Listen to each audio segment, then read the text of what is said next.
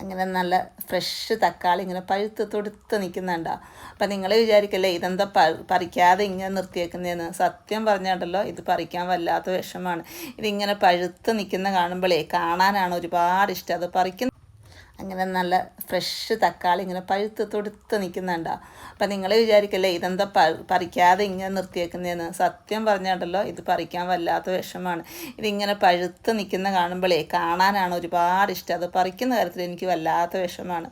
അപ്പോൾ എന്തായാലും നമുക്ക് പറിച്ചേ പറ്റുള്ളൂ, പറിച്ചെടുക്കണം. അപ്പം നമ്മളിതുപോലെ നട്ട് വളർത്തി അതിന് പൂവുണ്ടായി, അത് കായുണ്ടായി, ഇതുപോലെ പഴുത്ത് നിൽക്കുന്ന കാണുന്നല്ലേ നമുക്ക് ഒരുപാട് ഇഷ്ടം. അപ്പം നമ്മുടെ ചാക്കിലെ തക്കാളിയാണ്, അതായത് ഇതുണ്ടല്ലേ, ഞാനതിന് കമ്പൊക്കെ കുത്തി കൊടുത്തു, അതുപോലെ ചെറിയ പ്ലാസ്റ്റിക്കിൻ്റെ വള്ളിയാക്കിയിട്ടൊക്കെ കെട്ടി റെഡിയാക്കിയതായിരുന്നു കേട്ടോ. പക്ഷെ നമ്മുടെ തക്കാളി ഉണ്ടല്ലോ നല്ല വലിപ്പമുള്ള തക്കാളിയായിരുന്നേ. അപ്പോൾ അതിന് നമ്മുടെ തക്കാളി ചെടിക്ക് അതിൻ്റെ വെയിറ്റ് അങ്ങോട്ട് ഇത്തിരി താങ്ങാനൊരു ബുദ്ധിമുട്ട്. അപ്പോൾ അത് അതിൻ്റെ കമ്പൊക്കെ ചെരിഞ്ഞു പോയി കേട്ടോ.